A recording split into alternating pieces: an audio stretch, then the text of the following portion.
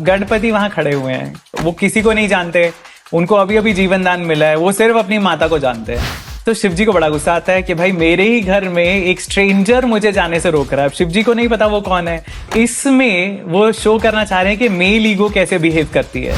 Parvati wants to prove a point, feminine ego को सामने रखना चाहते हैं कि भाई मेरी अपनी प्राइवेसी है, मेरा अपना घर का हिस्सा है, इसमें मेरे से पूछे बिना आप नहीं आ सकते। नेचर इज वेरी डिस्ट्रक्टिव और यही रूप पार्वती फिर उजागर करती हैं मातृकाओं के थ्रू कि अब ये पूरा यूनिवर्स डिस्ट्रॉय करना है क्योंकि इन्होंने मेरे बच्चे को मारा।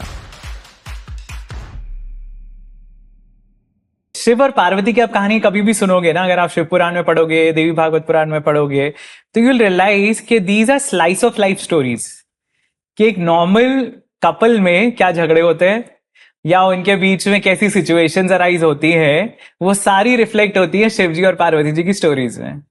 सो अब ये जो पूरा इंसिडेंट है, इसमें बहुत ही ब्यूटीफुली एक बहुत डीप लेसन दिया गया है कि मेल और फीमेल दोनों को ही अपनी ईगोज इतनी नहीं बढ़ा देनी चाहिए कि वो दूसरे के ऊपर ओवर पावर करें। सो ये कहानी जो है ये शुरू होती है, पार्वती की सहेलियां उनके साथ बैठी हुई है और पार्वती जी को बोलती हैं कि यार इतने सारे गण हैं शिव जी के जो हमारी प्रोटेक्शन कर रहे हैं और सब कुछ है, पर हमारा अपना कोई गण नहीं है, हमारा अपना कोई सोल्जर नहीं है जो हमें प्रोटेक्ट करे। और ये उनके दिमाग में क्यों आता है, क्योंकि एक बार पार्वती जी अंदर स्नान करने के लिए गई हैं और नंदी को उन्होंने द्वार पे खड़ा किया है कि कोई भी आएगा उसको अंदर मत आने देना। अब उस टाइम शिव जी आ जाते हैं, तो शिव जी तो उस घर में रहते हैं, नंदी उनको नहीं रोक सकता है, राइट। तो शिव जी आराम से चले जाते हैं, नंदी उनको स्टॉप करने की कोशिश भी नहीं करते हैं। तो पार्वती को बड़ा गुस्सा आता है और वो नंदी को बोलती है कि भाई मैंने तुम्हें बोला था किसी को नहीं आने देना, चाहे वो मेरे पति क्यों ना हो, तुमने आने क्यों दिया। Basically you are not following what I am telling you to do, right. So that is a discussion all those women are having. और पार्वती डिसाइड करती है कि मैं एक अपना खुद का गण बनाऊंगी। सो वो जो उबटन लगाते हैं, चंदन वगैरह जो भी वो अपनी बॉडी पे लगाती हैं, वो उस सब से एक बच्चा तैयार करती हैं, यू नो, मतलब like a doll. It's because एक मिट्टी का पुतला है वो, राइट, निर्जीव है वो। और फिर वो उसमें प्राण डाल देती हैं, शक्ति है वो उसमें प्राण डाल देती हैं। और वो जो बच्चा है उसको वो खड़ा करती हैं एज हर डोर कीपर। और वो उस बच्चे को बाहर खड़ा करके बोलती हैं कि अब कोई भी अगर आएगा ना उसको अंदर नहीं आने देना है। तो पार्वती जी के द्वारपाल बोलते हैं ना गणपति जी, तो उनके, हाँ, इसीलिए बोलते हैं क्योंकि उनकी उत्पत्ति ही ऐसे हुई थी।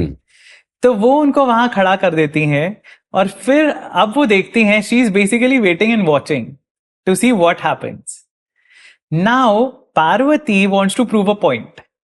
वो एक अपनी फेमिनिन ईगो को सामने रखना चाहते हैं कि भाई मेरी अपनी प्राइवेसी है, मेरा अपना घर का हिस्सा है, इसमें मेरे से पूछे बिना आप नहीं आ सकते हो। वो उनका पर्पस है। अब गणपति वहां खड़े हुए हैं और ही इज अनअवेयर, जो भी बैकग्राउंड स्टोरी है वो किसी को नहीं जानते, उनको अभी अभी जीवन दान मिला है, वो सिर्फ अपनी माता को जानते हैं कि ये हैं जिन्होंने मुझे क्रिएट किया है, इन्होंने मुझे आदेश दिया यहाँ खड़े रहने के लिए, वो वहां खड़े हैं। अब शिव जी आते हैं फिर दोबारा अपने घर, तो उनको एंट्री नहीं मिलती। अब नंदी तो नहीं है, अब गणपति खड़े हुए हैं वहां पे and he does not allow him to enter. तो शिव जी को बड़ा गुस्सा आता है कि भाई मेरे ही घर में एक स्ट्रेंजर मुझे जाने से रोक रहा है। अब शिव जी को नहीं पता वो कौन है, ऑफ कोर्स उनको पता है, बट ये लीला है भगवान की। अब इसमें वो शो करना चाह रहे हैं कि मेल ईगो कैसे बिहेव करती है।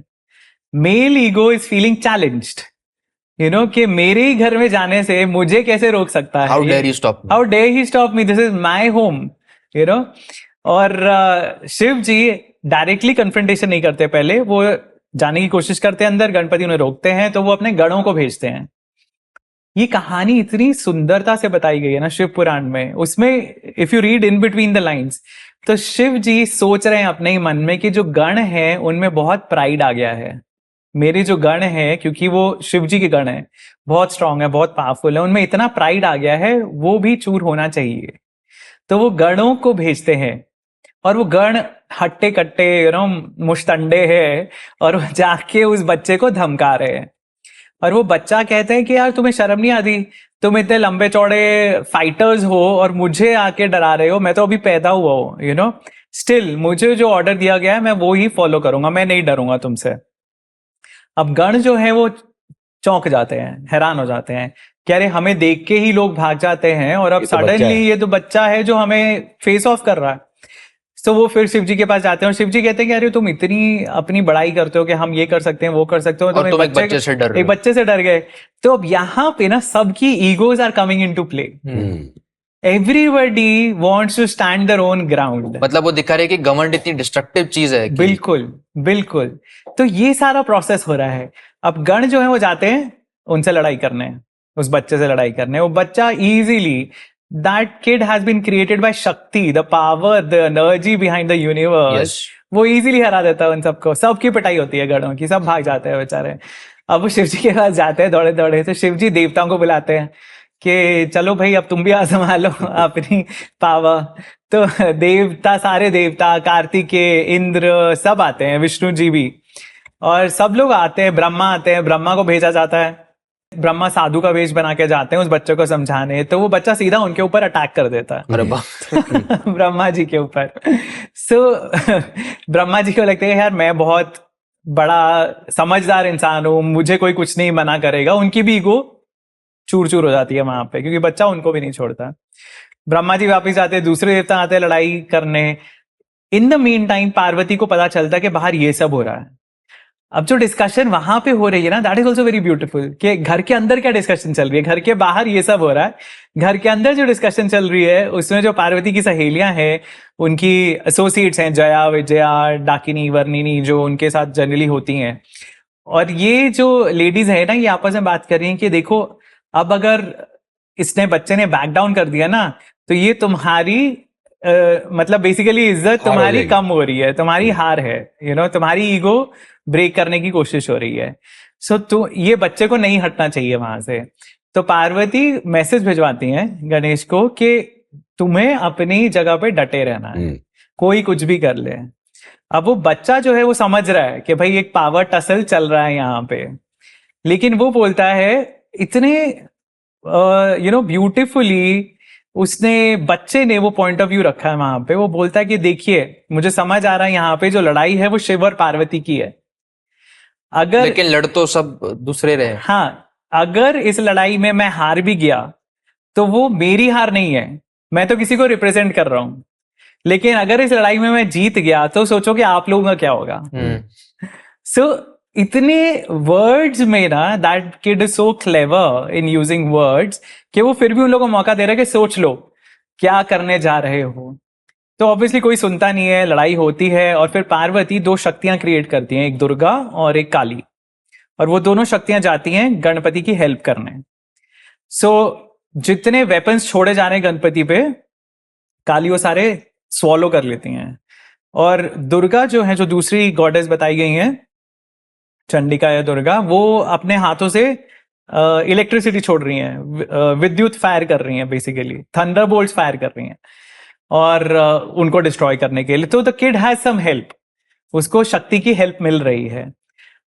बट ये लड़ाई इतनी बढ़ जाती है that you know now somebody has to give in, किसी को तो झुकना पड़ेगा, राइट? और फिर शिवजी डिसाइड करते हैं कि अब बहुत हो गया, सबको लेसन मिल गया, देवता भी हार गए, गण भी हार गए, पार्वती ने भी देख लिया कि बच्चा अकेले कुछ नहीं कर सकता, पार्वती को अपनी शक्तियां भेजनी पड़ी लड़ने के लिए।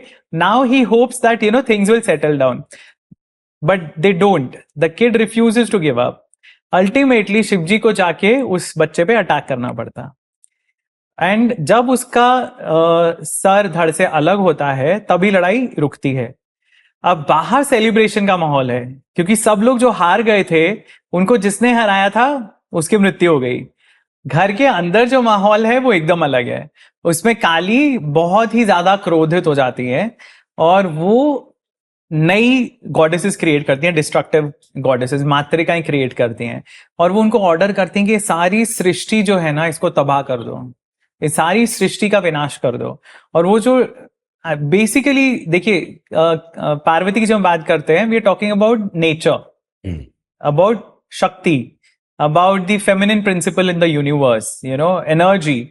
So nature is destructive, right? Nature within bounds is Gauri. Nature when it breaks its bounds is Kali, right? So जो natural disasters होते हैं उसमें हजारों लोग मर जाते हैं एक झटके में.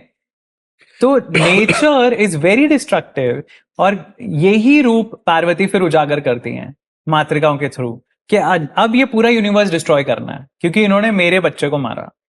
सो वो डिस्ट्रक्शन जब वो चालू हो जाती है तब फिर देवता जाते हैं पार्वती को मनाने और वो सॉरी बोलते हैं. शिवजी अपोलोजाइज करते हैं और तब पार्वती बोलती हैं और basically everybody is learn their lesson कि भाई किसी को भी अपनी ईगो ज्यादा नहीं बड़ी रखनी है, सबको समझौता करके मिल बांट के आपको सारी चीजें करनी है लाइफ में. और तब पार्वती ये बून मांगती है कि मेरे बच्चे को रिवाइव करना है और इसे सिर्फ रिवाइव ही नहीं करना है, जिन देवताओं ने इस पे अटैक किया है, जिन गणों ने इस पे अटैक किया है, वो सब इसकी पूजा करेंगे. तो गणपति को जब रिवाइव किया जाता है तो शिवजी ये आशीर्वाद देते हैं कि सबसे पहले गणपति की ही पूजा होगी. देवता खुद गणपति की पूजा करेंगे, ब्रह्मा विष्णु शिव सब गणपति की पूजा करते हैं वहां पे. तो इसलिए वहां से वो ट्रेडिशन शुरू होता है. पर ये जैसे मैंने कहा ये शिव पुराण की स्टोरी है. मल्टीपल अदर पुराणों में अलग स्टोरीज हैं जिसमें गणपति पार्वती बनाती ही एक एलिफेंट हेड के साथ हैं या किसी स्टोरी में एक्चुअली शिव जी क्रिएट करते हैं गणपति को विद एन एलिफेंट हेड. पर this is the basic story and Ganesh beautiful. It is beautiful. It is beautiful. There's so much to learn. The lesson in it is there na, about बिल्कुल. ego and बिल्कुल शिव शक्ति. बिल्कुल. और सिर्फ शिव शक्ति नहीं, आप ये भी देख सकते हैं कि एक बच्चा अगर माँ बाप में बहस चल रही है तो वो बच्चे के ऊपर क्या बीतती है. कि एक बच्चे की मानसिक स्थिति कैसी होती है when a kid is caught between father and mother. बहुत सारे लेसन है इसमें.